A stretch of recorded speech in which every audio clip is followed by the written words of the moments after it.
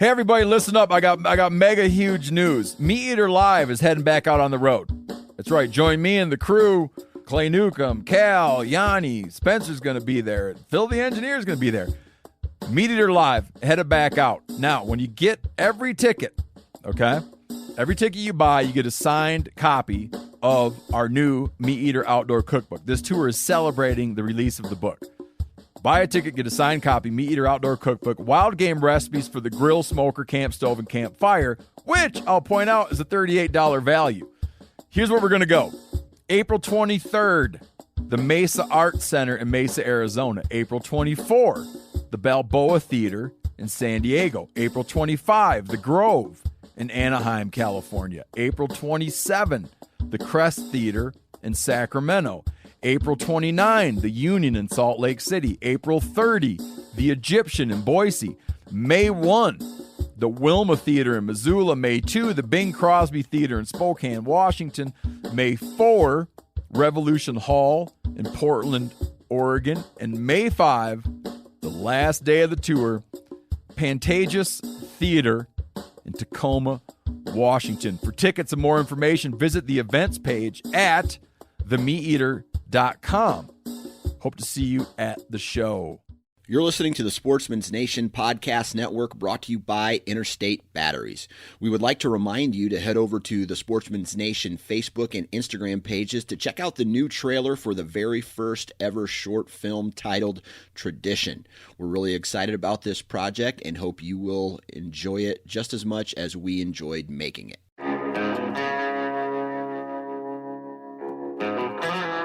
My name is Clay Newcomb, and I'm the host of the Bear Hunting Magazine podcast. I'll also be your host into the world of hunting the icon of North American wilderness, the bear. We'll talk about tactics, gear, conservation, but we'll also bring you into some of the wildest country on the planet chasing bear.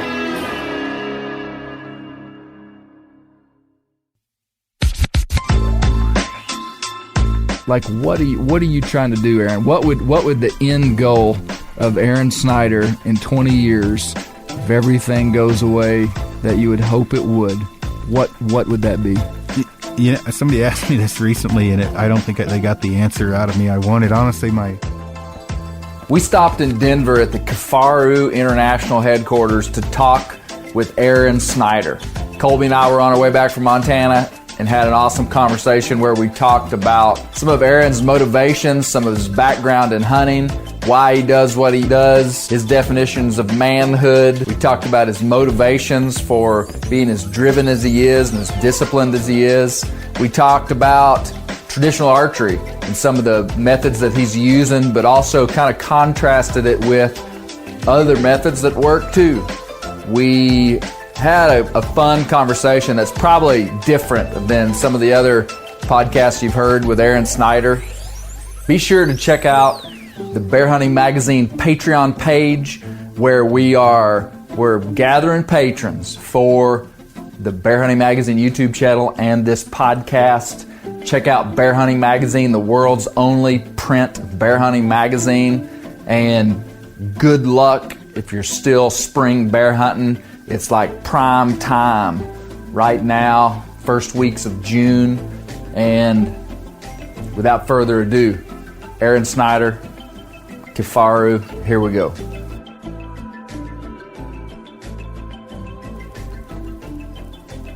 We're rolling.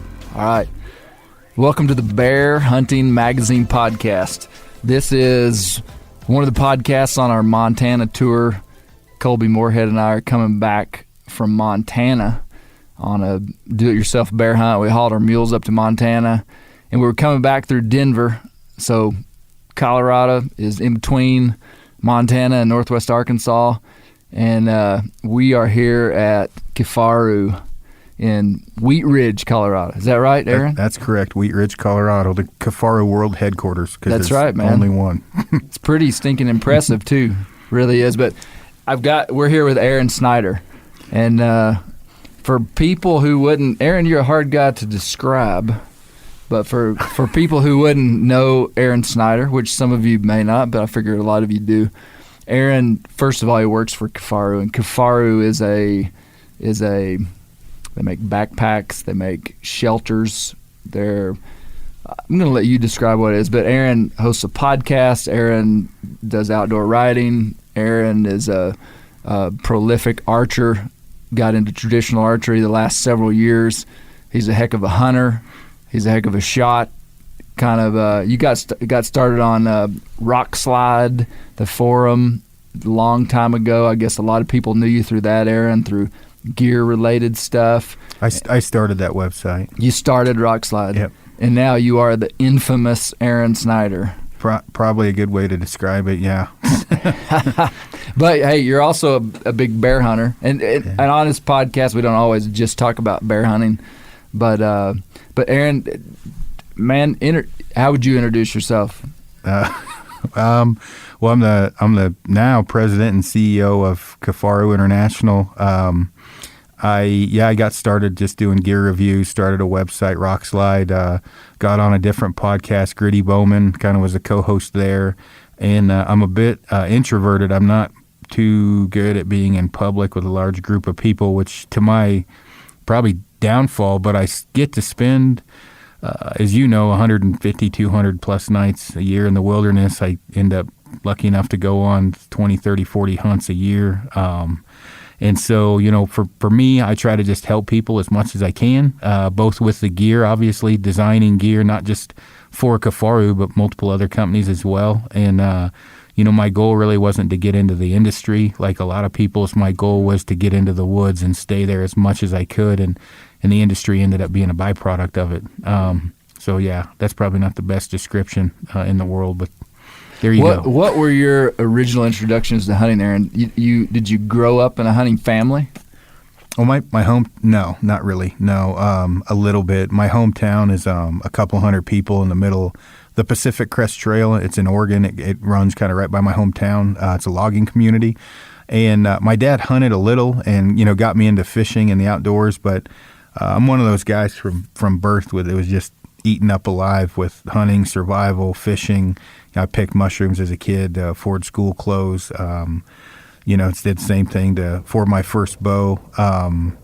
It was one of those things that I don't know what that is, beating. But anyway, it was one of those things I literally could not get in the woods enough, and that never left, even to this day. You see how much I get to hunt, and I can't. You can get sick of hunting. I will say that. You can get tired of it where you need a break. But, if I had a choice, whether it be photography, which is something else I'm really into, or hunting, as long as I'm in the outdoors, I'm in my element. Yeah. What was the first animal you took with a bow? I mean, in Oregon, what were you hunting? It's probably illegal, to be honest with you. Not a lot of law in my home. Statutes. Statutes of limitations. Yeah, I'm trying to remember. I'm quite certain it probably, being honest, it probably wasn't the most legal method of take at that time. But there's not a lot of people or anything like that where I'm from. But I think it was a black-tailed deer. Actually, no, it was legal. The first one I shot was a black-tail fork and horn. I was probably 11 or 12 years old. Okay. I had just taken my hunter safety card, or got my hunter safety card, so I was probably 12. And I didn't hunt as much when I was younger. I was on a trail crew team, and I got to do a lot of backpacking through the wilderness. Learned a lot about what ended up being backpack hunting. I fished a ton when I was younger, and I hunted a bunch. I hunted during seasons, but I wasn't very good at it. I didn't have a great mentor. That came, later where I, got better and better the more I hunted. And I've definitely more self-taught, which is probably why I try to take so many people under my wing. It's a rough road when you're self-taught, so you got a lot of bumps. Tell us about Kifaru. Somebody who doesn't, I wouldn't have, probably 5 years ago, I didn't know about Kifaru, but it's a pretty incredible company. You just gave us a short tour of the headquarters here, and everything is American made. Everything is made right here in Colorado. Every component of the packs, the shelters, the clothing, all the stuff that you're making, I'd say that's super unique. And I know that everything, I think I've heard maybe you say it before, but there's no corners cut really on anything. You're trying to use the best possible materials, the lightest weight materials, and just Not always the lightest weight, definitely the best bang for the buck. It may be a little heavier sometimes, but more durable, but the most functional sometimes. Sometimes it is the lightest weight. Kifaru actually was started by Patrick Smith, who started Mountain Smith, which is back in the day was an extremely large mountaineering or backpacking company. He sold that and then started Kifaru International. He is in What Patrick does Kifaru Smith. mean? It's rhino in Swahili, so rhino tough gear. Got it. It comes from. Got it. And Patrick, who's basically like a father to me now, the short version, I came in here to test the pack and write a review about it, and I was like a bad penny. I guess I never went away. He had daughters, all daughters and their husbands aren't really into hunting or the outdoors, and it was a good fit. I think he saw in me a lot of him in his youth of from survival or eating marmots or, it's one of those. I just did a podcast with someone else, and they like one of the things Patrick's like, have you ever had a marmot? And I was like, well, yeah, of course I've had a marmot. Well, most people this day and age haven't eaten marmot or squirrel or Have even you eaten porcupine. Yeah, we talked about that on the podcast too. You got to skin them from the leg up. Okay. By the way, They taste kind of piney in Alaska. That's all I know. They do. They do everywhere. They're not great either. They're a little tough sometimes. But I've eaten just about everything. But those were things he was maybe quizzing me before I worked here. We'd backpack into a lake. Keep in mind he's 76 now. So 68, 69, and we'd hike in, and I think he should have been a teacher or a professor. He's very intelligent. I feel dumb when I'm around him. His vocabulary is off the chart. He's been on the podcast some. Yeah, I hadn't listened to it yet, but I want to hear him. Yeah. I was trying to get him liquored up because he's much funnier when he's got a little whiskey in him. But he would, I think he wanted to be able to teach me more. But I had good.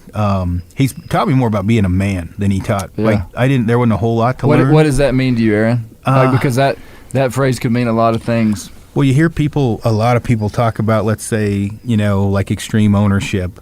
Well, that's not just some stuff you put on a T-shirt. That means owning up to, whether it's your fault or not. And as you take over a large company, right, one way or another, it's your fault. Whether it's your fault or not, in the end, it's your fault, right? So, and obviously, I had some leadership skills behind me before, but he also taught me to, calm down. I'm a pretty high-strung guy, and he taught, he also, you don't need to take over the world. You need to be happy. And, he even worries about me now stressing out, and he is the kind of guy that if I was super stressful, no matter what was going on, he'd walk in and be like, you need to go out in the woods. And he's like, take 4 or 5 days and, get away. And also that when you test things, and I'm not answering this question very well, but he would not come out with some products for 10 years of testing. And so he, never rush anything, like take as long as it needs to be tested,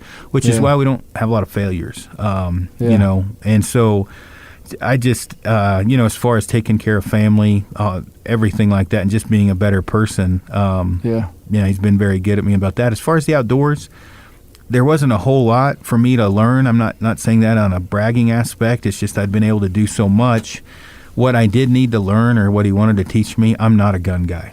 And so he's a reloading fool. I might as well be talking about golf. It's just not my thing. Right. And he actually made fun of me a bit for being a bow hunter. He's like, why do you do that? You're not going to kill anything. And he didn't say it like that, but basically, and I'm like, no, I'm pretty good with this thing, And I think the first year I worked here, I think I flipped over 17 or 20 animals, and he never brought it up again.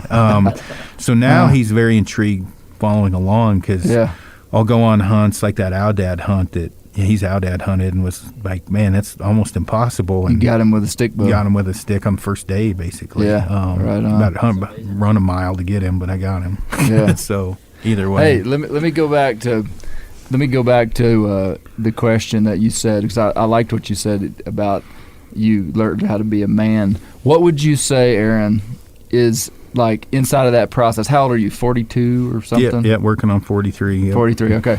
What have been your biggest struggles inside of life? Not even talking about bow hunting, but I mean, I appreciate and I think this is why people like you and respect you, even if they don't like you, is your it's clear that your passion and extreme dedication to the things you commit yourself to are legit. And honestly, most people don't have the internal technology or architecture inside of them to really commit themselves to something.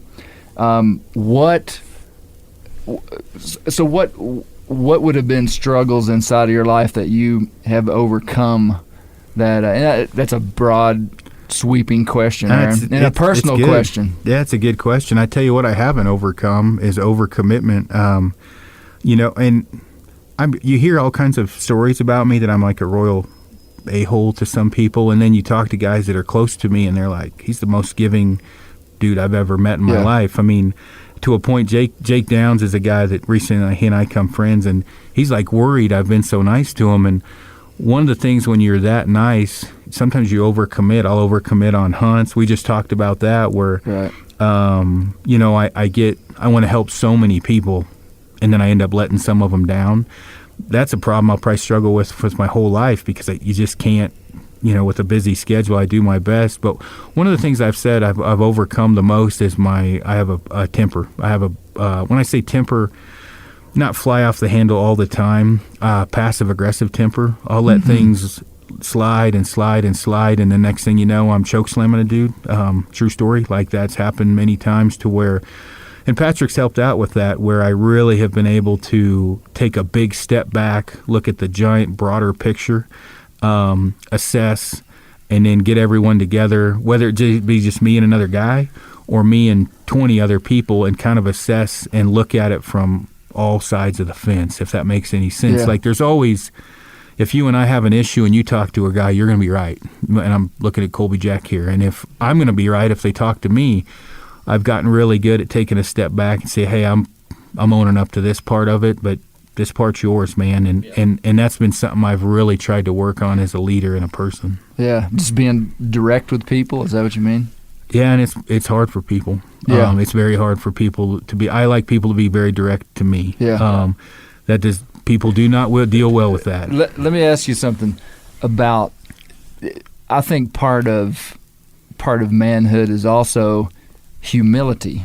Yeah. And what's interesting, and I think what people perceive about you is that because I mean, some people could say, well, there's a part of just knowing who you are and confidence in your identity. Yeah. I just am what I am, and I'm not going to undersell it, and I'm not going to oversell it. I just am who I am, and I think you're good at just saying, hey, I'm a good traditional archery shot. I've committed the last 3 years of my life to becoming that. And if some people said it, they would say that guy is arrogant. That guy is blowing smoke, People still say that about me all the time. I think they do, and they may, and maybe they have the right to say that. But I think that what you have, that I have seen dealing with you on a personal level, is I think humility is inside there, which is good. Let me just put it that way. Well, because I talked to a few people about this because I'm like, I don't consider myself arrogant. I consider myself very confident. But from what I know of arrogant people, they're not able to say, I suck at this, or this was my fault, or where I'm the first guy to say, I suck at guns, or man, I'm horrible at paperwork, or hey, Clay, I'm an idiot. I forgot to send you this article. You know what? If that makes any sense. Well, and I think that's what I'm saying is that you take responsibility. You're just confident in who you are, and I think that's what all of us really are trying to do, is just walk in our identity. One thing that we talk a lot about inside of our church and stuff is identity, knowing who you are. Identity is power. Yeah, really, knowing who you are, and not trying to be something you're not, and not trying to just you are who you are, and utilizing all the things that you have for furtherment of what you're doing. No, I agree, and I'm as far as on the spiritual side, I'm a bit of an odd duck because I am not the most spiritual person in the world. But I watch Joel Osteen, The Blinker, and he he had. I didn't think that this was going to happen on this podcast. I didn't think his name was going to come up. Well, I'm a unique dude. As I say that, I'm sure I'll get arrogant comments about that. But like, I've read the book, The 5 Love Languages, like 3 times to make sure I'm a good husband. That's good. First time I read it was because I got a divorce. And it actually helped me pick up chicks. The second time I read it because I didn't want to lose one, and the third time I read it may have been ill motivation there. I don't know. No, and it was. I mean, being honest. And then the third time I read it was to make sure I keep the one I got. That's good. And there are times and things that I will, like with Joel Osteen. Am I watching it for maybe the same reasons you two are? Maybe, maybe not. But I'm definitely watching it to become a better person. And when he had talked about that, and Amy is a bit of enamored my wife from time to time, because I'll say, yeah, man, I can shoot. You know what? I can shoot. And then you talk about turkey calling, be like, man, I suck with the diaphragm. I just can't do it, man. That's all you. I don't find that I like people that have those characteristics, to where one of the reasons Frank and Jake Downs and Cody, 3 guys that I'm super close with, is they'll do the same thing. They're going to tell me their strong points, and I want to hear them. And they're going to be honest with their weak, because those are just important as the strong ones. Like, if you think I'm all not me, someone is all everything in the world, and then you find out pretty soon they are deficient in half of them and excellent in the other half, that's bad. You need to know the deficiencies, and so I try to just be as upfront as I can of what I'm good at or not good at. That's a good segue to maybe a couple other things. Let me go ahead and say, just because I've already got off track here, but I don't really have a track.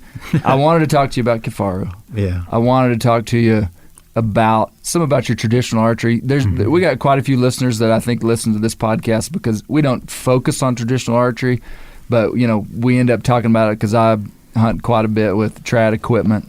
And then thirdly, I want to eventually get to bears.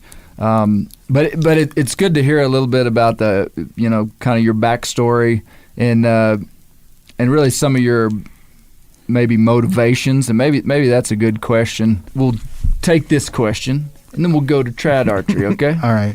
What are your goals inside of hunting? I mean, like, if you get to hunt as much as you do, and that's even a broader statement from even a professional, because I know you're in the outdoor industry. Like, what are you trying to do, Aaron? What would the end goal of Aron Snyder in 20 years, if everything goes away that you would hope it would? What would that be?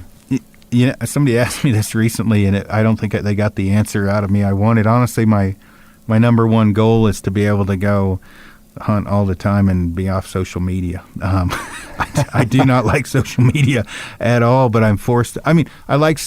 As I say that, You're conflicted, I bet, on that. Well, I love helping people, and I like telling people the story because it motivates them. I don't know how many emails I've got about saving guys' lives, diets. Guys are talking about committing suicide. Before you came in, I spent 20 minutes talking on the phone with a dude that was ready to quit his job because he was freezing running a jackhammer, and his buddy said, you got to listen to Kifaru Cast. This dude was a construction worker, and he said, saved his job. He listens to it all day long. Guy you didn't know? No, I don't know. He's from Montana. I don't know who he was. But those things keep you going. But I'm not a limelight person. And sometimes I'll get flack about that. And I'm like thinking, if you knew me, like Lander will tell you, like, he laughs because people come into camp and I'm like shying and going in the corner. I'm just not good at that. I look down a lot for whatever reason in public. I have trouble looking in people's eyes. It's just not my thing. Remy Warren seems to be a lot like that too, from what I've seen. But my goal is just hunt as much as I possibly can, spend as much time in the field as I possibly can. I've got no goals of the super slam or certain, like whatever. Like I'll have a goal like we were talking about. I'm really wanting to shoot a really big mountain goat, try to shoot the largest with a stick bow. But that's not because I'm going to enter it in the record book. That's just because I'm a goal-oriented guy. Yeah. I really not, that's just what I'm going in with, but it's the way my brain works. Like when people said I couldn't kill an oudad with a stick bow, I really was like, yeah, you know what? I'm gonna figure it out. And if I don't get it done, and it's so just for my own. Where does that brain. come from, Aaron? Like, because it do you have something to prove? because Lander was a shrink, right? Did you know that? No. All right, so Lander's had me on the couch multiple times. I've got some dad issues in the We're sense talking about Jeff Lander with Primitive Outfitting up in British Columbia. My dad, who you skipped out on me because I'm going to be there next week, and Aaron was supposed to be there. We're supposed to have this podcast in British Columbia over the hide of a dead bear with the smell of bloody hands. But spoiler alert: there's one outside. We do have a bear hide in the mule trailer. Aaron, we're close. We're totally getting off track. We're training mules as we speak. Did you know that? Oh, I've got a bear hide in the trailer. Smell. With my young mule who wouldn't let me put the bear hide on her. Yeah. And so she's been riding with a bear hide in the trailer for the last 5 or 6 hours. It's been below 40 degrees. So anyway, that's smart. That's motivation. Smart. No. Proving something. Got something to prove. Man, I would say, and hopefully my mom doesn't listen to this, I do not have a great relationship with my dad at all. And he not a great dad. And wasn't really, you never got a good job from him ever. And if I was to guess, that's between him and then my coach, football coach Perkins, in a good way, my coach Perkins, one basically left me to like, is anything ever good enough? In the reality was he just never paid enough attention. And then Perkins showing me anything is attainable as a human if you work at it hard enough. Because you had a football coach that was really influential. Oh yeah, I'd kill a building full of people to keep him safe. Yeah, he is the guy for me, and I do a bad job of keeping up with him. But he's been on the podcast before, but really a turning point in my life because I was a peckerhead as a kid. I fought a lot, to where he made you want to be a better person, and when you succeeded or you failed, he was there to say, "Suck it up, man, butch up. You're gonna have to try harder." And when you succeeded, he was there to say, hey, man, that's what happens when, you put the work in. Right. And that work ethic is what carried through. Now, as I say that, I have trouble filing my taxes. I can't remember to take the garbage out. But if you want to race to a top of a mountain or you tell me something can't be done, I'm going to find a way, or I'm going to try. And I think that kind of discipline, and that ability to not do very good at failing came from my dad, who's and then, sorry, you might want to write down now. And then Perkins, and a lot of other people along the way. But I think that's what, at that young of an age, I'm amazed how much that, in a good and bad way, echoes for the rest of your life. So where does that stop, Aaron? I don't know if it ever will, probably till the day I die.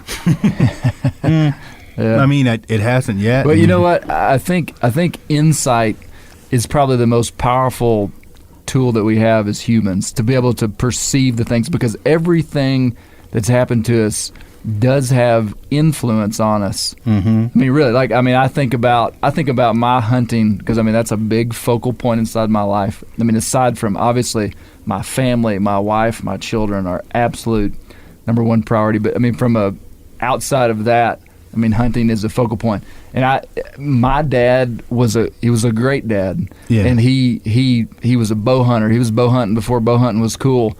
But I received a ton of validation. The most validation that I received as a kid was when I killed something and brought it home. And Dad was like, good job. And so sometimes I look at that, Aaron, now and say, am I still... you got to monitor your motivations. Like, am I still chasing validation inside of this, and is that the correct thing for my life? And these are things I think about all the time, because the decisions you make inside of your life, the motivations for what you do, are significant. But I'm glad the podcast is going down this road, because sometimes we're not very serious on our podcast all the time, and there's a lot of, quite honestly, your listeners may not want to listen to it. It's explicit, and there's not a lot of serious talk on there. And I'm not very good. I'm not a Donnie Vincent or a Brian Call where I'm going to write a poem, right? I'm not going to do it, right? Yeah. But when it comes to motivation, I think people, without coming off too arrogant, at the bottom line, you've got you, right? And that's all you've got. And that's one thing I like about bow hunting is, can't really blame anyone else, right? Yeah. It's all on you. And when I say on you, meaning you can buy the best gear in the world, right? Minus paying for outfitters. You can buy gimme hunts, but let's just public land hunts. it's all what you put into it, and it's common sense and fieldcraft and the whole 9 yards. And at the end of the day, right, I mean, you've got you, and you're the only one to blame. And I think that's one of the reasons I like solo backpack hunts. Or not necessarily solo, but backpack hunting is it's all on you. I prefer that. So Yeah. But I think, though, if I was going to give people, advice is, you get, getting into the industry stuff. What am I, how do I get into the industry and all these different questions. And, really, if you just focus on what you're doing, being the most successful hunter, if that's what you want to do, the most successful hunter, the most successful shot, the best shot you can, industry's probably going to come to you. Well, when you need an article, you go to guys that shoot bears, right? You're not going to guys that go on bear hunts generally. You're going on the guys that go on bear hunts and are successful. People want to hear a success story. Yeah. Well, if you focus on bear hunting and you shoot bears, Clay may be getting a hold of you, right? And rather than focusing on selfies in the gym, right? Nothing wrong with going to the gym. I go every day. But focus on what you're wanting to do, and if that's be a greater, better hunter, probably maybe forget some of the BS. Part of what you said originally was that your goal is just to be a hunter. Man, I'm just like you in terms of getting into the outdoor industry. I never had a goal to be in the outdoor industry. I never had a goal to make a living in the outdoor industry. But my passion for it, it found me, I mean, I built my life back when I had no intentions of ever being full-time in the outdoor industry. I built my life around a prioritization of being in the woods when the white oak leaves turn maroon around October the 20th. That's what I built. Aside from other motivations inside of family, I had my own business because of that, and then things began to happen. But to this day, Colby and I were talking today, a lot of guys that do video, I hear them talk, and it's like their passion is video, and they love to hunt, so they do hunting videos. Right. And to me, it's, and I think to you as well, and I think to a lot of people, it's reverse of that. My passion is hunting. Yeah. And then from that stems, we are going to make media. We're going to do video. We're going to do photography. And so, but it's fueled from this place of, man, we're hunters. Yeah. And I think that's a good core motivation. Not I want to be a famous hunter, not that I want to be well known, but it's just, man, I want to hunt. I want to be a good hunter. Yeah. I constantly respected growing up just guys that were the real deal, legit guys that weren't looking for validation. I mean, they weren't looking for fame. They weren't looking to take their buck down and show it off at the parking lot, even though I like to do that. That's good. But the guys that were just legit. Well, that's where that conflict internally comes from for me. Yeah. The first thing now I do it's social media, not bringing the deer down to the same thing, though, right? The first thing I do is because I don't have to, but I put it on social media. Well, I mean, I'm in the business of selling backpacks, and I have to get my name out there. And if you don't post what you've done, you kind of become inconsequential. You become non-existent, and so you have to. I want to get to a point where I don't have to, right? I just can go hunting and not have to worry about it. So as I say that, I have been very blessed, obviously. I started an arrow company with a guy, broadheads of this company here. I get to hunt more than probably anyone dang near. I get to hunt a ton. And so I've been very blessed. It's just at the end of the road, I would like to just be able to go hunting and photography. I'm about as addicted to photography as I am traditional archery. Yeah. So. And that's some great stuff. I love your Instagram. Yeah. But like in your prints and stuff, like you can really tell it's a passion. Does that ever help like bring calm or slowness to you? Like hunting does sometimes? No, not somewhat. You know what it's kind of weird with photography. For a few years there, I helped more than I hunted by far. And the way the industry works, and there's a couple guys specifically who like talked crap saying, well, he never kills anything, he just helps people. And I'm like, man, what does the industry come to where it's bad that I'm helping so many people? Because I had shot enough stuff that I just like going along and taking pictures. Yeah. Well, obviously in the position I'm in now, I kind of had to do a little bit of a role reversal and just start piling up animals. But I'm lucky enough now where I'll take the camera with me and photograph my own hunts as well as many others. And you start talking about the reasons why you're out there. If you're out there to get more social media likes, you're out there for the wrong reason, in my opinion. If that's a byproduct of it, great. But you should be out there for the love of the animal, the love of the outdoors, the love of the sport, whatever you want to call it. And for me, I think that shows with the guys I hang out with that they could care less if, they're out there to hunt, and everything else is a byproduct of that. Yeah. Yeah. I just think like a lot of your still images really capture something, I wrote an article about it in, stopping time. That's what I try and do, and video is much better. Bright and I suck at video. Like my mule deer hunt was horrible. It was me looking like I was in a concentration camp daily in my tent because that's about the only time I turn it on. But I had amazing photos of the hunt, and if I can get, the best time is like in the misery of the hunt. If I can get a photo of that really shows like there's a photo of my wife, and she's got baggy eyes. She just woke up. The sting's coming out of the coffee. She's got her headlamp on, and it truly stopped. You could tell, like, Jesus, she's tired. It's first thing in the morning. She's drinking coffee. I find nothing more gratifying than, as much as shooting an animal almost, as being able to stop that. Captured a good image. Yeah. There's one on the wall back here of a doll sheep that I took. That is another time where the guy's coming over the hill. Anyway, it's one of those where I'm like, I remember that like it was yesterday, and was able to stop that time for a moment, and for guys to remember it. So right on. Traditional archery, Aaron. So 2-3 years ago you started shooting trad archery. 2016. Hey, I'm gonna make a claim here, and we're not gonna test it. So people are just gonna have to make their own decision. I think at 10 yards, I could shoot with you with a trad bow. I think if we could go out in the parking lot right now by my mule trailer, 10 yards, I could shoot with you, Aaron. I agree. Because I know that you're a gap shooter, so 10 yards is probably a little tough. Well, actually, 10 yards, you'd be in trouble.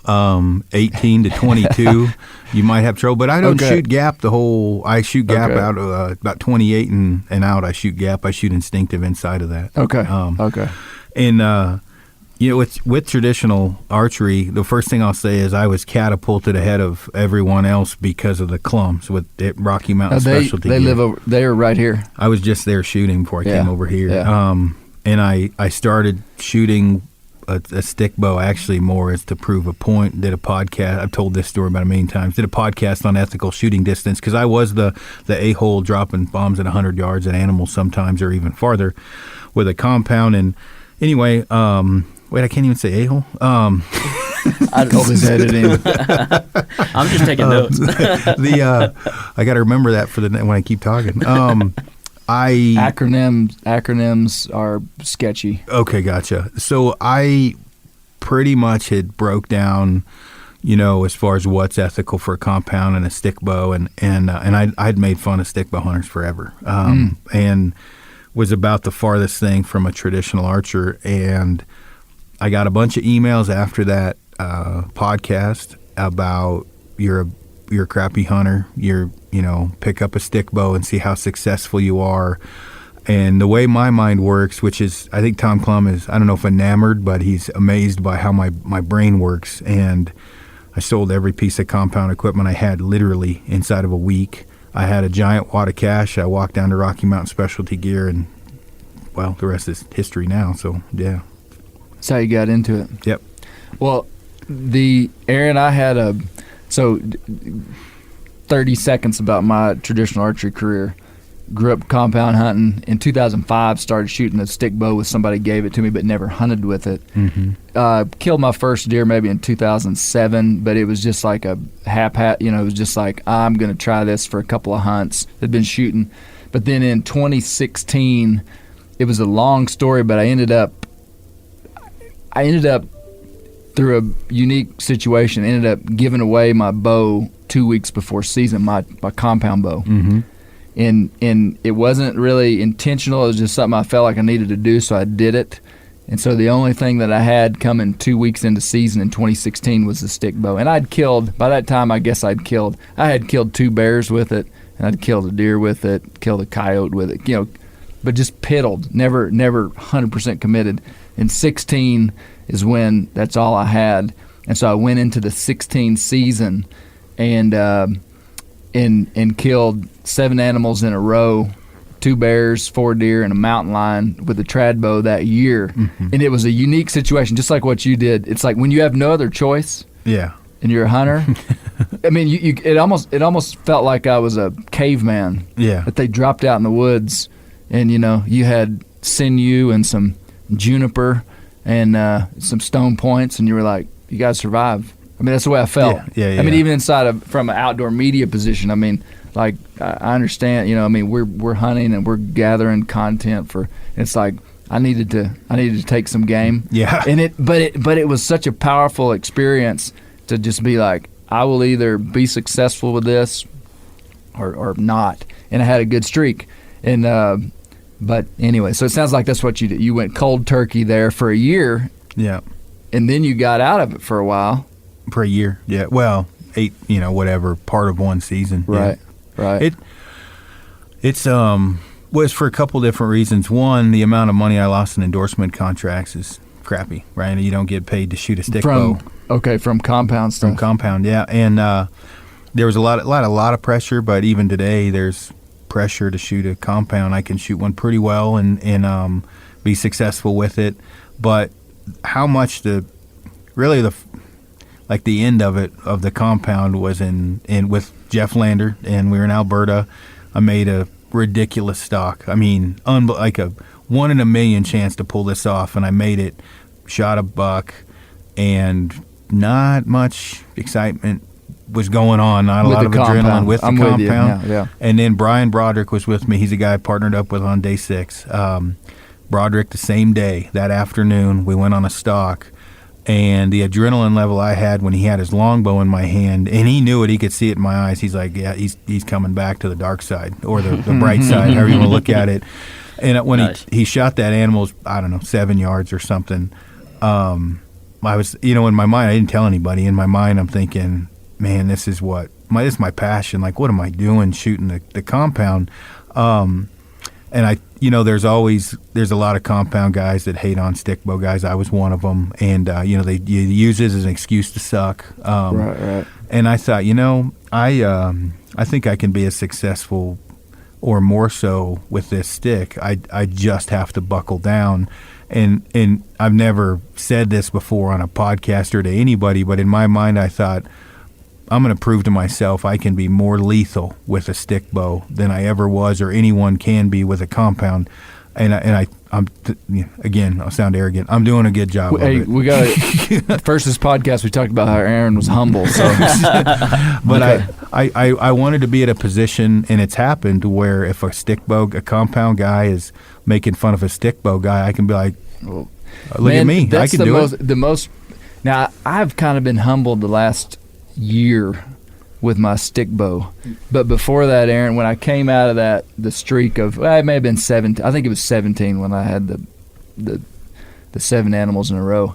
You've got no choice but to feel like, and this is the way that I've said it, when I pick up that stick bow, I have got to feel like that I can kill any critter on the planet in any situation, or I'm not going to be successful. Because the thing with the big transition for me would have been that for years, because I told you I actually got a stick bow in 2001. David Albright, a bowyer in Arkansas, gave me one. But for 10 years, I wasn't convinced that it was an efficient killing weapon. I mean, I was just like, I'm not going to kill stuff because this bow won't kill stuff, which is ridiculous. They're an extremely efficient weapon. The mankind has been birthed on the meat harvested by traditional bows for the last 10,000 years. Well, more people have been killed in combat with arrows than they have bullets in history.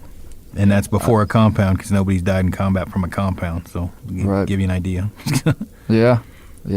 But that attitude. So I'm identifying with that attitude of, man, I've got to know and not doubt myself, because so much of traditional archery is mental. I mean, massively mental. And you're only as good as your last shot.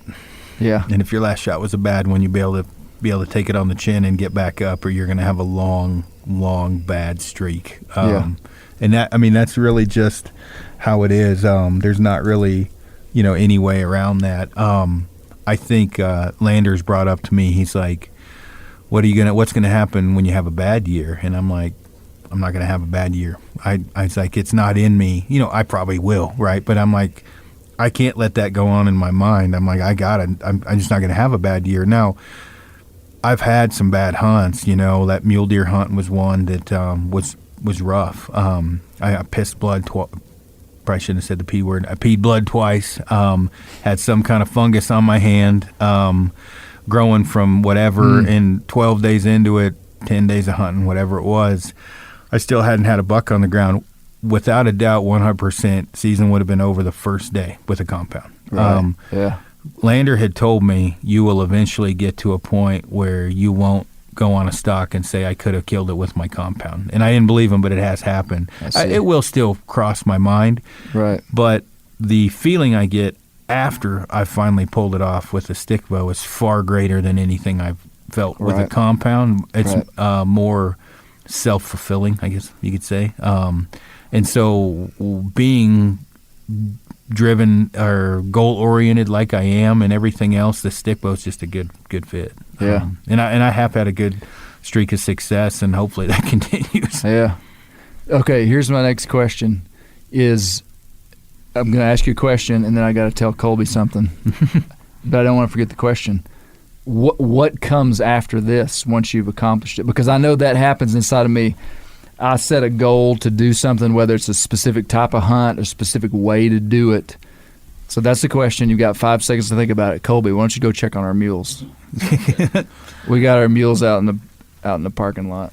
I had to do this last podcast too, but I didn't do it on the air. I think that probably once I get to a point where I'm fulfilled enough, I guess, with the stick bow, I'll probably just help other guys and photograph their hunts. I don't know that it'll be another hunting thing. Do you ever see yourself going more primitive? I mean, is that something you're interested in? Not now. I mean, like stone. I mean, because the progression, is to go to like a self bow with a stone point, stuff like that. Yeah, no, not now. I might go to a long bow at some point, which really is maybe a lateral transition. It's not really. It's not really that different. I don't.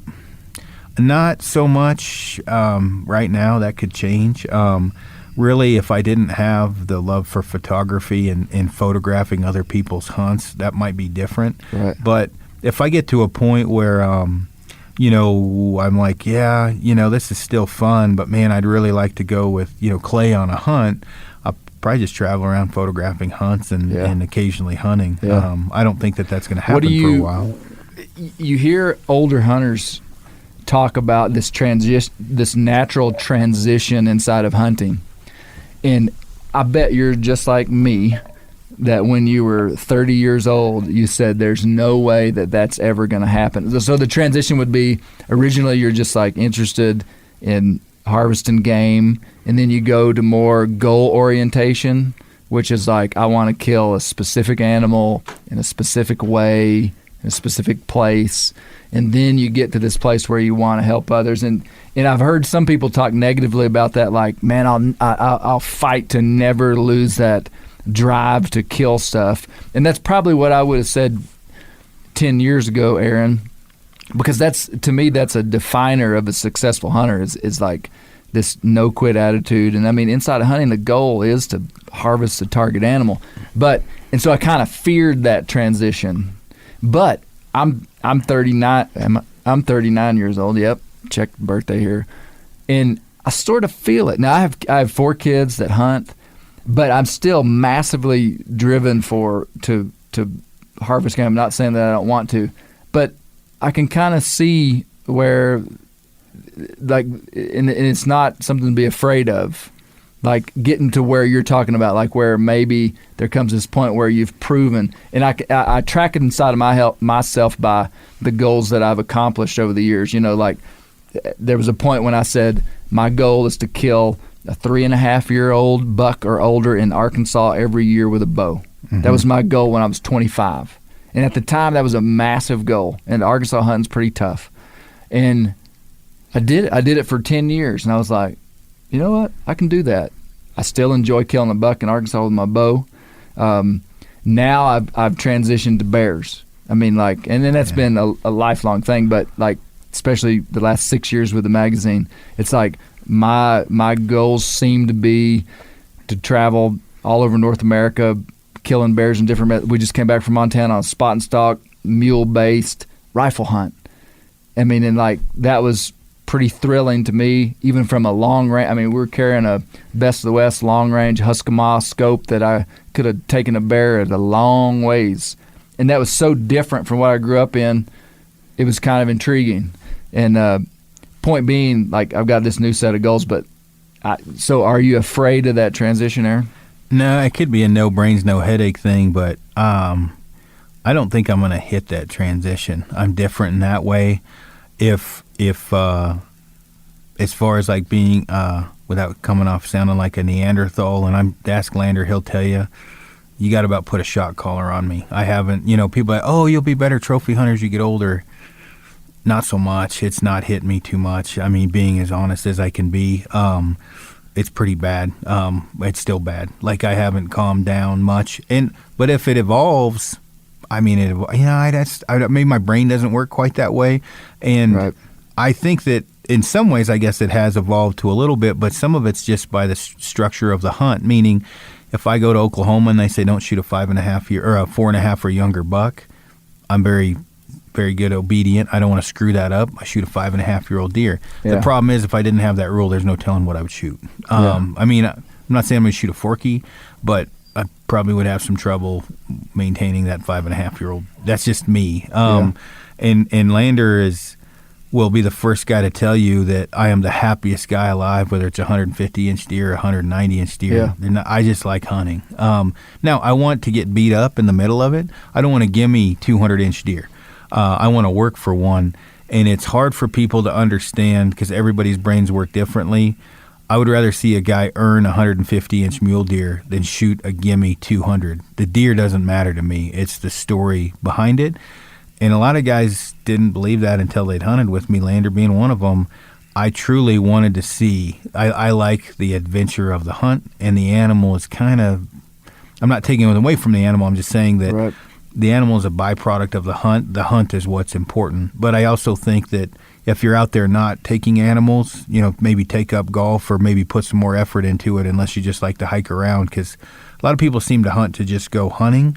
Yeah. There's nothing wrong with that, but you also have to, you can only blame yourself, and so maybe you should focus less on buying the coolest, newest gear and maybe focus more on fieldcraft and shooting your bow or something. Not to get off the subject of that, but you get out of it what you put into it, and you can't blame anybody but yourself. Yeah. Okay, last traditional archery question, unless you want to talk about something else, Aaron. So inside of all this talk with the Clum method, which I've been just recently kind of following some of that, and it's influenced some of the things that I'm doing. Some of it, I told Colby, some of these things, I mean, it wasn't a dramatic shift with a few things. Aaron, what would you say is the most impacting thing inside of your traditional archery form and shot? So we're getting like tech nerd, trad archery, because I know there's all these different things that you could say. What would you say would be the most critical component of an accurate shooter in terms of mechanics? Man, it'd be hard to pick just one. In fact, I'm not going to do it because then that would sell it way short. But I would have to say just the general shot execution as far as the proper steps that you take initially, meaning, having this, I'm going to simplify it, having the same anchor point every time, having the same clean release every time, repeatability is extremely important. But I'm going to rabbit hole really bad. I just read an article in a magazine that basically poo-pooed on 3-under and gap shooting, and you can't be successful that way. That's what I do, and I've shot more animals than, again, sounding arrogant, anyone I know of in 2 years. Recant that humble comment I said earlier. And this is where that's where I get in trouble is statements like this. And I'm not saying it as a bragging thing. What I'm saying is if one guy wants to snap shoot and swing shoot, I'm not going to stop him, right? But to say that the method that I was taught by through Tom Clum can't be successful hunting, well, I'm living proof that that is a lie. That is wrong. Yeah. And how many snap shooters do you know that can't hit a bull? And I'm about to cuss. I'm going to rewind. They can't hit a barn wall. That was really good. Yeah, they can't hit a barn wall from the inside of the barn. I know a lot of them. A lot of them actually give me crap about the struggle stick comment when I know they can't shoot worth of crap. I mean, it is what it is. I think that if you get taught correctly out of the gate, you can choose to snap shoot if needed. If you get taught to snap shoot out of the gate, you cannot choose to shoot correctly. Yeah. And that's not really an argument. The sun will come up tomorrow. It is as sure as that. How many snap shooters do you know that have to close their eyes to hold it full draw? Pretty much everyone I know. How many guys that go to full draw and operate a clicker correctly, can you say, hey, will you snap shoot quick, and they can snap shoot? Yeah. So you're saying if you build the foundations right, then you have totally a lot more options inside your shooting. As long as you've got mental control, you can do. I mean, I snap shoot whitetails all the time. If they walk by and I'm not saying run by, but walking by, I can snap shoot. I'm not pulling through the clicker. If it's a noise situation where there's a chance that buck might, I know when it's going to go off to a certain degree. If I have to, just start my back tension and fire a little early, I've made a conscious decision when to shoot that bow. Yeah. When you're a snap shooter, there's no conscious decision. It hits your face and it's gone. Yeah. There are some people that are decent that way. Yeah. But for the most part, the swing snap shooting is in my very short career is a recipe for disaster for long term. Have you ever read the book Instinctive Shooting by Fred Asbel? I'm talking about Fred Asbel. Yeah, don't follow anything that says, in my opinion. Okay. If you want to have a lifelong history or a lifelong career of snap shooting and target panic, read that book and memorize it. And I'm not taking away from anything he's done for the sport. The guy has been amazing for it. I'm just saying, if you don't want to get target panic and you want to be accurate, I would follow what Tom Clum has to say. That's the book that taught me how to shoot traditional archery, Aaron. Yeah. And I can't say that I totally follow it 100%, but the ideas of instinctive shooting that I did snap shoot for years. And I do to some degree still today, and I want to tell you just a short spiel, but some of the ideas that he gave me some foundations about bow arm, a draw that was going to the same place every time, clean release. Now he was split fingers. At one point I saw Barry Wenzel, I think, shoot 3 under. I had trouble for 10 years with accuracy shooting split fingers. And one day I saw, I think it was Barry Wenzel, shoot with 3 under, and it just made sense. I literally got out of turned the TV off and watching a DVD or something, went and got my bow, and my shooting was like incredibly better. But let's see, where am I going with this? That did give me some good foundation, just the mechanics. The idea that bow will shoot the same every single time if you do the same thing every single time. But I'm not arguing at all with your. That can't be argued, and that's what I say. There is things he says that I agree with. Right. There's other things that are a recipe.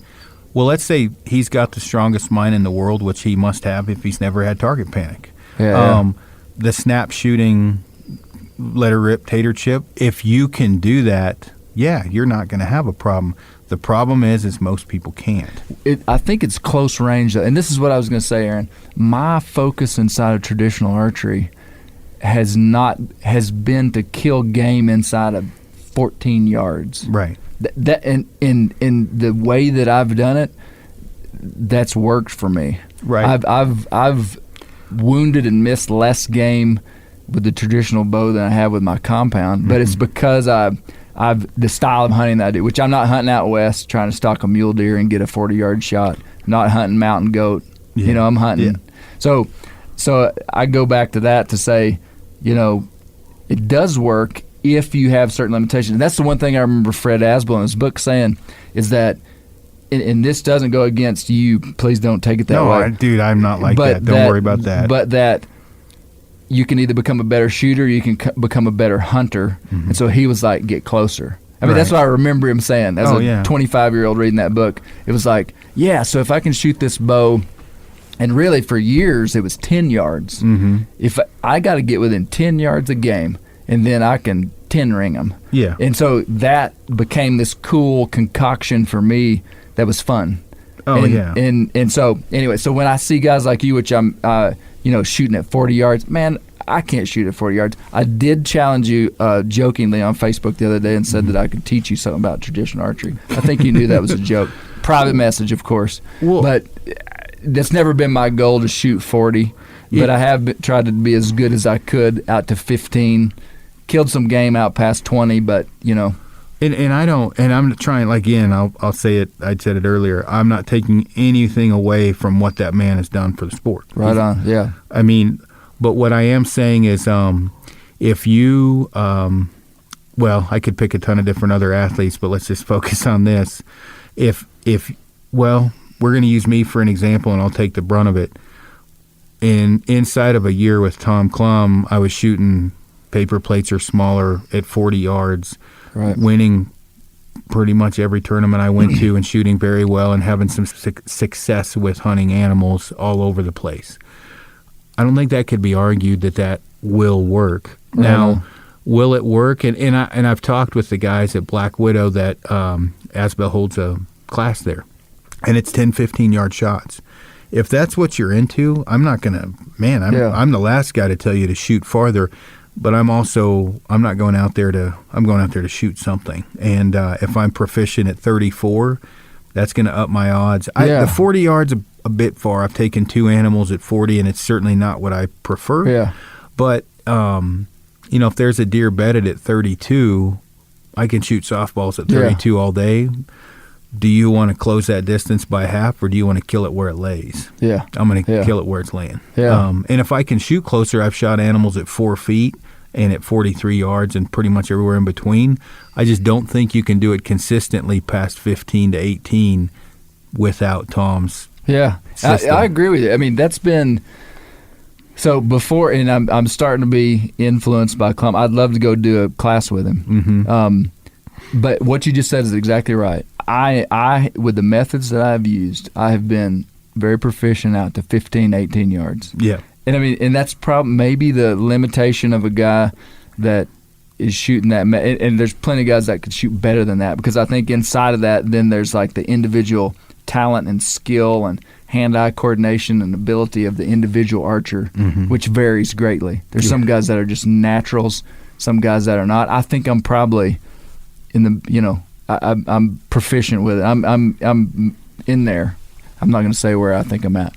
Point being, I think that sometimes, especially in the traditional archery world, there's so much. I think a guy's goals have to be factored in, and you're such a great and dominant personality inside of it. I guess it's not the only way. You know what I'm saying? Yeah. Oh yeah. What you're saying is 1,000% right. To be accurate out to 40, I'm totally convinced after what I've heard but a guy could still be successful inside of snap shooting and just getting into 15 yards. Yeah, and the big thing, just so I'm not taken too far out of context, how many people do you know are going to be on the 9th day of a mule deer hunt snap shooting consistently, or whatever you want to call it, and have an animal at 28 and not take the shot? Right, exactly. I'm with you. And so for me, and again, I'm green, right? I just started doing this. That guy's been in here longer than I've been alive. Okay, so again, but it's going to be hard to convince me that that what Tom teaches is not the most proficient way, because you can choose to snap shoot with Tom's system. And I like that. I like what you just said there. And I think it probably is. That's all I know. But when I say that's all I know of a bunch of 38, 45-year-old to 60-year-old men that can't hold the string to their face without closing their eyes and literally short draw, and they tell me their bow's 70 pounds at 28, but they're drawn to a solid 25 and a half because they're snap shooting. And I'm going off of what I've seen. And again, I'm very blunt and very open. You can't take away what I've seen because I've seen it. And you can't take away the fact that I see guys that can't hit the bail at 20 yards. Yeah. And this isn't just the compound guys the same way. I'm not picking on trad archers. What I've seen though is Tom take a guy brand new, green, mold that guy into someone who's proficient in a very short period of time at 20 yards. He may never shoot past 20, but he's also not going to suffer from target panic as quick. Yeah. He's not going to suffer from short drawing as quick. And when you, you're overbowed, but when you use the snap shooting method, it is very prone to short drawing. Right. And short drawing is bad. And trying to keep me out of this too much, I look at how am I put this without getting in too much trouble? There was a reason when I got into traditional archery, I didn't want to get into it. Okay, there wasn't really a spokesman, and I'm not saying I'm the spokesman, but there wasn't a spokesman that made it cool. Right. Yeah. There's a lot of spokesmen that make it cool now. That doesn't mean distance. That just means it's a cool thing to do. Right. And it's highlighted the reasons why you should be doing it to make it, I say cool, but really to get people to want to do it. Aaron, what I always said was that trad archery, when I was growing up shooting 3D targets with my dad, was all the old men shot trad. It was an old man sport. Yep. But now we've got this cast of people that are making it cool. Yeah. I'm excited about it because it's changed me as not only just as a hunter, but as a person. And I don't know if I'm hunting for different reasons, but I'm certainly out there for the challenge, you know. Yeah.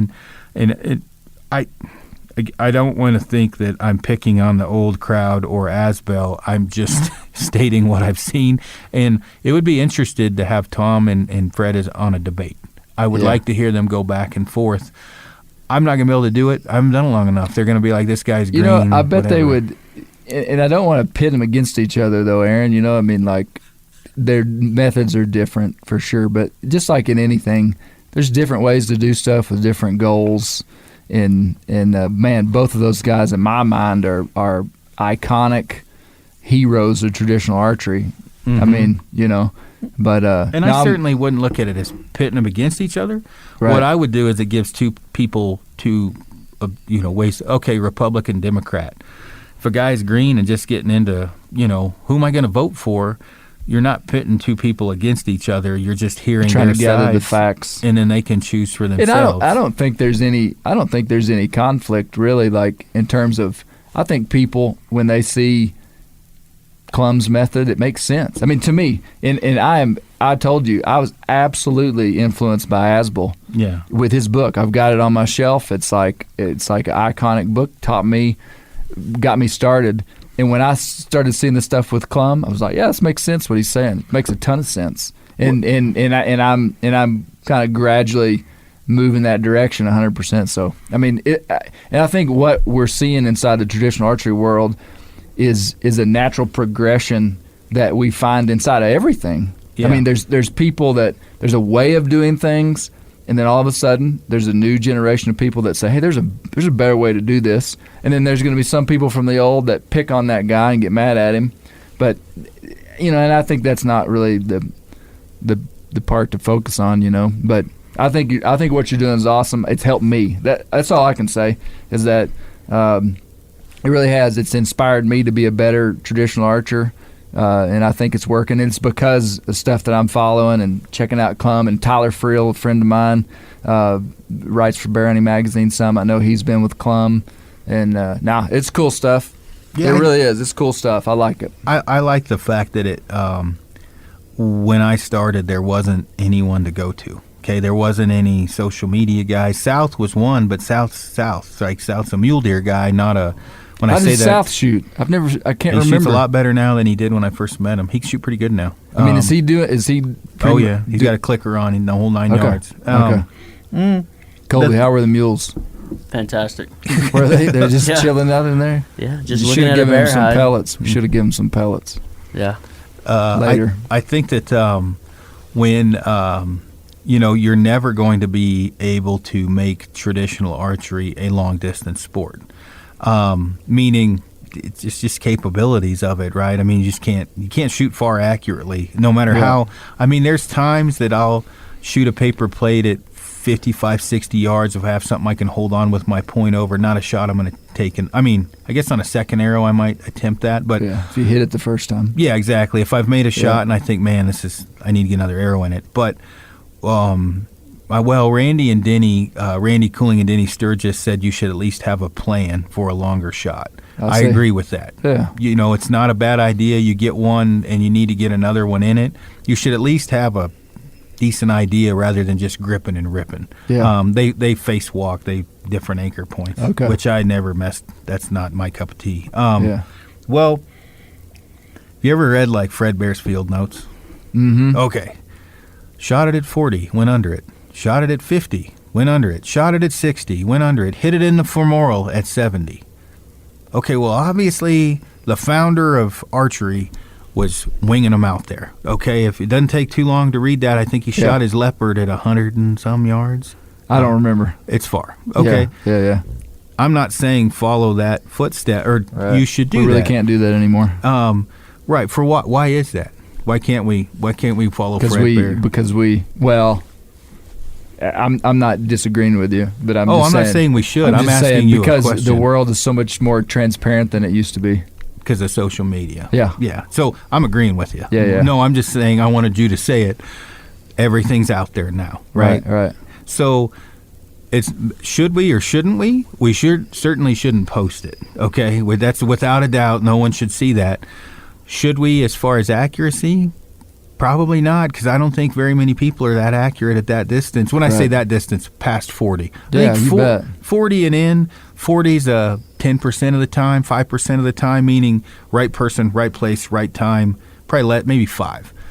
So inside of 20, it's an 80%, right? For the most part. That 20, 240, it's all on each person. Most people, if they're in the woods, are going to be accurate out to 18 or 20, or they probably shouldn't be in the woods because it's pretty hard to get closer than 10, 15, 20 yards. My looking at this, starting out with a compound where I could shoot over 100 consistently, I had to immediately change my hunting style, right? I totally role reversal. I had to become more patient. I had to see animal behavior. Well, when the animal stands up at 70 and you just shoot it, you're not seeing a lot of animal behavior. Now at 70, that may be 4 more hours before I get to take a shot. So it's made me, and what I would hope that it would help other people is become more of a animal aficionado. You're becoming a better hunter as you do this. Does the 40-yard thing help? Oh, yeah. The fact I can shoot 40 in paper plate to softball sizes, it puts me a step above where I can take that shot in the right situation. That right situation is generally a bedded animal because the arrow ain't getting there. Can't jump the string, really. Yeah. And the bows are quiet enough that they generally don't hear it go off. And I've got a point to all of this.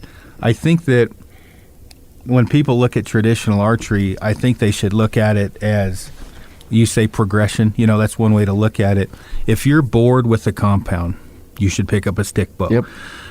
If you suck with the compound, pick up a stick bow. You already suck, right? A stick bow's funner. And I hate to be that blunt, but it's true. If you're just not a good shot with a compound, pick up a stick bow, start from scratch, get coaching. I can tell you now, it's a hell of a lot funner to suck with a stick bow than it is with a compound. Because with a stick bow, you can stump shoot, you can shoot squirrels, you can shoot things you just can't really do with the compound. That probably sounded harsh, but it's true. I know a lot of guys that aren't real proficient out to 30 with a compound.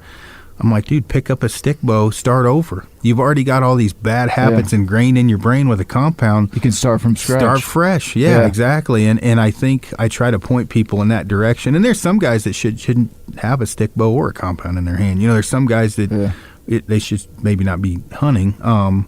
When I say that, meaning they need to put more effort into it, maybe is what I should say. So anyway, I'm going down the rabbit hole here.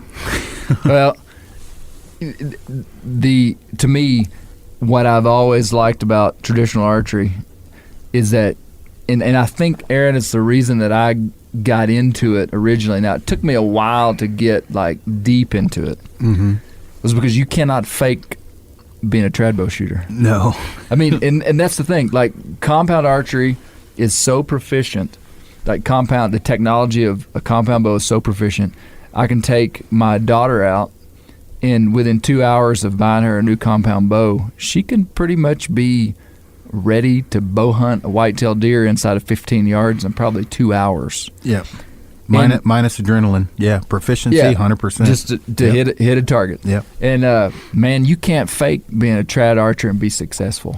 Yeah. Now, you can get lucky. But, I mean, and I think that, to me, is probably one of the bigger things that I like about it, and what I respected about these old traditional archers that I did know, is that they were authentic. Yeah. And I think, to me, that's probably in me, like the magnetism that I see, that I like inside of people, is when I see somebody that's authentic. Mm-hmm. And some of the traditional archers, and specifically I'm talking about, and I doubt he'll listen to this podcast, but my brother's father-in-law, David Albright of Bowyer in Arkansas, man, when he talked to me about bow hunting, and I was a compound archer when I was in my early 20s, when I was talking to him about traditional archery, and I was like, man, that's the way to bow hunt. And to this day, I still shoot some compound, but I recognize that you couldn't fake what he was doing and be successful. And that's what I like about it. I'm looking up David Albright. Where have I heard that name before? Is he a bowyer then? He's a bowyer. I don't even know if you'll find David online. He's my brother's father-in-law. I've been making bows for years and years. He killed 155-inch deer on a public ground in the Ouachita Mountains of Arkansas with his trad bow this year. Just a legit guy. I've heard that name before, and there's only reason why that's why I was playing with my phone to look it up. Yeah. But I agree. I just met Marv Klinke, who's like a legend in Colorado, for the first time like an hour and a half ago. And I just said, hey, it's an honor to meet you. And not knowing the guy, and I'm not taking away. He's done more for traditional archery and bow hunting in Colorado than anyone.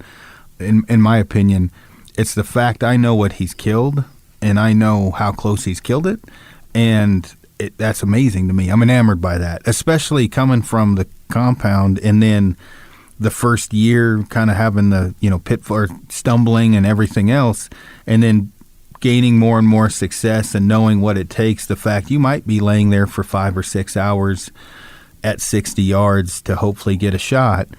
Well, how many times has he done that? The dude's 78 years old. Okay, so he's done that a lot, right? Who knows how many times, because he's got a pile of big deer on the wall, high country bucks. And so I agree. I mean, to me, like some of the guys that are super successful with a stick bow, I'm looking at, there's a lot of admiration there for what they've done. Yeah. And they didn't have Tom's clinic, so they're shooting that close. I mean, when I say Tom, there's the push guys are really helpful. Joel's kind of a brain doctor, Turner. And then, there's a coach that Randy and Denny use a lot, and he's kind of the same as Tom as far as that goes. I just forgot his name. Rod Jenkins. He's another coach down south that's great for kind of teaching more of the.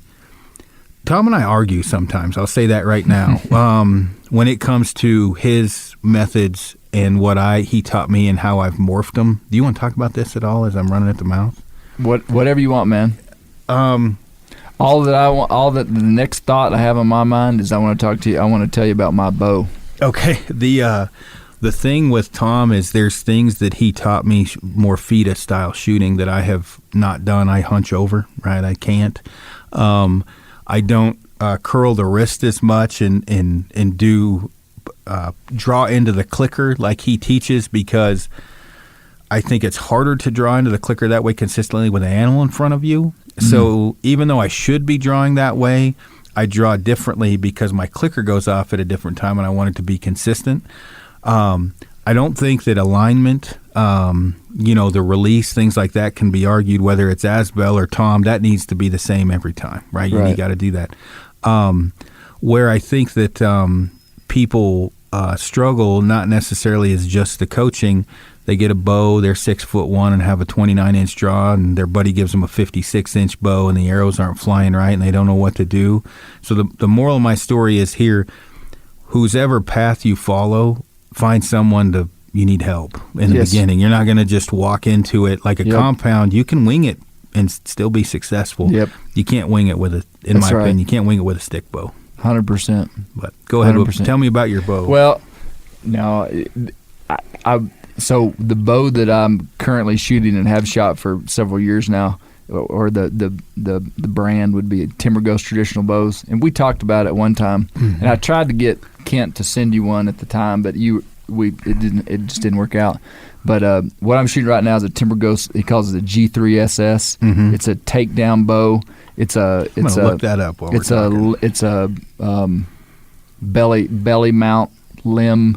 Limbs are belly mounted, kind of like the Black Widow, Aaron. But it has a super static. The SS of the G3SS stands for super static, and it's one of the fastest recurve bows on the planet. It looks like it'd be fast. It's got some curly tipped limbs on that bad boy. Yes, and it's man, it feels super good in hand. It's quiet. It's pretty short. He makes different size risers. I've got the 13-inch riser. I think I'd rather have an 11-inch riser, but super sweet bow, man, for real. Kent, I think, is doing some stuff that's pretty revolutionary inside the trad bow, the bow your world. But anyway, you ought to shoot it. I got it out in the truck. Yeah, I got my targets in the back, so we can do that. I'm looking at it now. I definitely have fallen in love with the Widow. I've shot a pile of different bows though. I'm one of those, I say weird guys, but like 5-inch feathers. I get crap about shooting 5-inch feathers. Well, I've killed a lot of stuff with 5-inch feathers. I'm afraid to switch. I mean, I said that on a podcast the other day. They're like, why don't you shoot smaller feathers? And I'm like, well, I'm not dropping bombs at 80 yards. Wind isn't really first and foremost wind drift in my mind. I'm trying to shoot things sub 20, so I don't worry about it. But yeah, that looks like it. That is a slick looking bow. Yeah. Kent's a good guy. Kent's a good friend of mine. He's a bowyer there in Arkansas. He's okay. I was gonna say he's out of Arkansas. Actually, my favorite bow that he makes though is the Timber Ghost Smoke bow, which is a 56-inch hybrid longbow. And I feel like I just shoot it really well, but the riser's really small, and I'm not a big guy, so I like a smaller bow. But anyway, I'd love for you to just hold it in your hand out there, Aaron. You could shoot an arrow out of it. Yeah, I'll have to fling a few. Man, when you ditched me in British Columbia, I actually hadn't planned on shooting trad.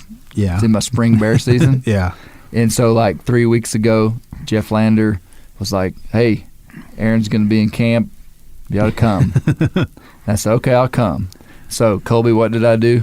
Started shooting a trad bow out of the global headquarters of Bear Hunting Magazine lot. And I'm being completely transparent. Man, I had put the bow down and hadn't shot it that much. But I carried it to Montana on this rifle hunt, and we were planning on shooting every day, but I ended up stinking chasing bears so hard we had a tough hunt. Good, awesome, incredible adventure, incredible monumental thing for me. Aaron, I've had a goal. I train mules, and that's a new thing in my world. Didn't grow up doing it, but 3 years ago, I trained a mule. My goal was to take to Montana and bear hunt on it, and so this was the completion of that quest. And long story short, we were in the backcountry so much I didn't even get to shoot. But I'm going to British Columbia next week, and I'm going to have to do some cleanup. But I'm going to have to shoot. I'm shooting good, but yeah, you're stacking them in there. But yeah, Jeff I'm was going to have to get closer. Funny, he called me and said, "Can you not shoot one?" It's like grew super quick, and I'm like, "Yeah, whatever, man. I've shot a bunch of them. What do you want me to wait for?" He said, "Clay's coming up. Can you wait to shoot one till he gets there?" And I'm like, "Yeah, man. I'll wait if you want me to." I've had good success. We were going to film you, man, which is good because I hate being on film. That's funny. The first. And I'll try and keep this short. Well, I shot a turkey with my bow in 16 was the first animal, but when I had gone up there, I had all these things people were telling me, the clums, and anyway, all these different, your hunt begins where it ends with the compound. And, right. That was pretty poetic. Yeah, and it was true. That was nice, Aaron. Went up with this stock, and I'm looking at this bear at 40 yards, and I'm thinking you would be so dead if I had my compound, right? And came back out, went back in on a different approach, and I don't know what, I was 40-something from it. And I'm like, I just don't think I can hit it, And even now, I wouldn't take the shot, and I can shoot 40, just bad angle and everything else. So I mouse squeaked, and it came right in, and they're kind of blind, and it stood on this log above me close, and I thought I'm just going to shoot it on a frontal. I'd taken lots of elk on a frontal, deer, and I shot, and whether I collapsed or crapped my pants or whatever, shot between its feet. And Tom Sr. had told me, you will kill multiple animals on your second arrow, guaranteed. They don't know it's gone off. With a compound, It's a done deal. They're gone. Bear kind of picked up his paw and looked at it, and I thought, would I shoot his toenail off? Jeez, and put it back down, turned broadside, and I'm like, okay, I got another chance. And I hit him on that one, and it was a big thing because, picking up the stick, and am I going to be able to do this? And it was great with Lander, and it ended up being a big bear. Did I write an article? Yeah, that was in Bear Hunting Magazine. Your first traditional archery kills in Bear Hunting Magazine, or big game kill. Big game kill. So, I had done that, and then, fast forward a little bit, did pretty well at tournaments, and I'm like, this isn't going to be that bad. Well, then opening day of season elk and deer, I missed a deer 3 times at 17, 20-something, and I don't know. And so we hunted some more for elk after that, and I think I clipped an elk in the leg, and I had lots of other shots I didn't take that I would have, but I just didn't feel comfortable with. And we came back, it's probably September 5th or something, so 6-7 days into season, and came back for a couple days from the elk hunt, and Frank and I went out for a day hunt, and I ended up shooting a mule deer at 4 feet. Like literally my broadhead was between its antlers when I drew back, like close. Frank saw it all, photos.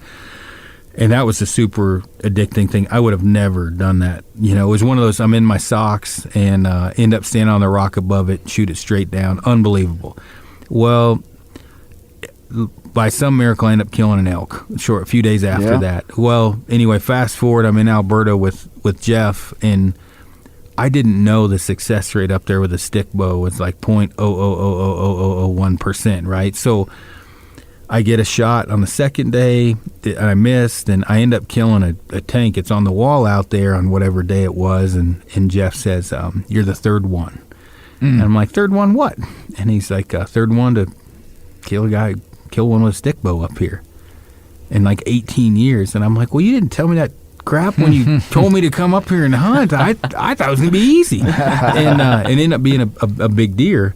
And I'm like, all right, I can do this, right? And I think that the help, I guess what I'm leading up to is because of Lander and Tom and other guys, my buddy Paul and many other people, the help they've given me has been, it can't be quantified with shooting a stick bow, right? And I try to be that person for other people now because it is something that'll change your life, in my opinion, if you really stick with it.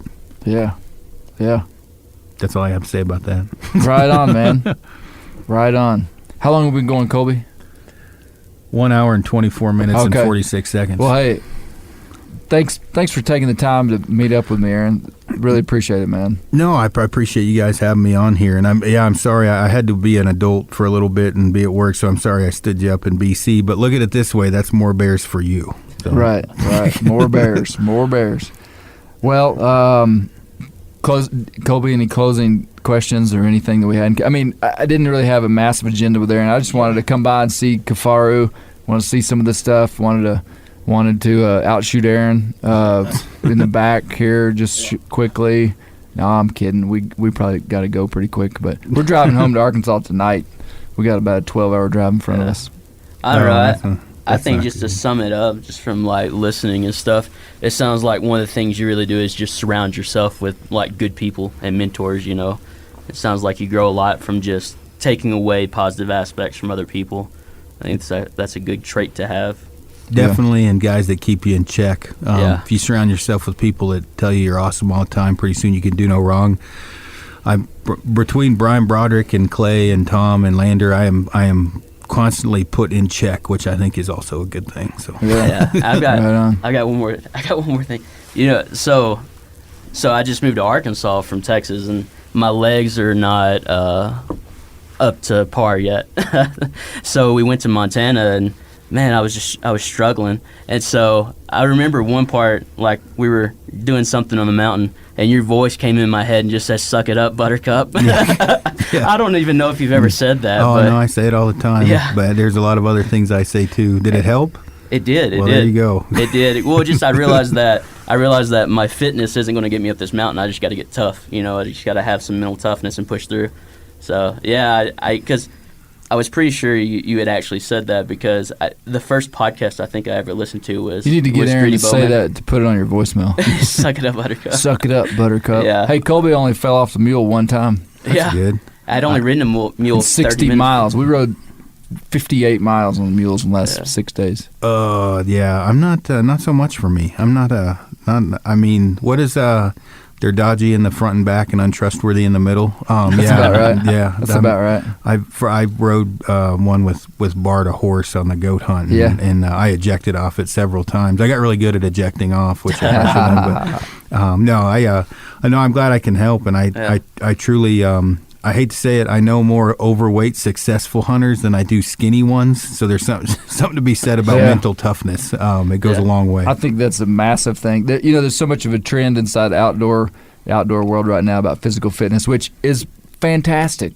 It's a good thing to be physically fit. It's a good thing to take care of your body, but it's not the only thing. No. I mean, and I'm not in any way trashing. I mean, we got to be physically fit to be able to stay doing what we're doing as long as we can. But that's my goal inside of physical fitness, is just I want to be hunting, when I'm 60 and 70 years old. That means I got to take care of my body. It means I can't be, but you don't have to be an ultra athlete to go hunting and be successful. Yep. No, but it helps. It does help. You look at like ultra, like with Cam. Cam pretty much hunts on private land now, and he's still extremely fit. Right? So, but he was getting it done backpack hunting years ago. He doesn't do it as much now. But the thing that I try to explain to people, if you were going to tier importance, okay, shooting is important, animal anatomy is important, bushcraft is important, and physical fitness is certainly not up, in my opinion, in the top 3. They're important, but I'd say fitness is mid-road, because if you're smart, animal behavior, you can go up the mountain a hell of a lot slower than if you suck at animal behavior, because you're going to blow it out, and you're going to have to need You're going to need physical fitness. Yeah. If you know animal behavior and you're smart in bushcraft, physical fitness isn't important, because there's a good chance you'll get it done the first time, and that's what I try to explain to guys. And so you need to try to have the total package. Right on. Yeah.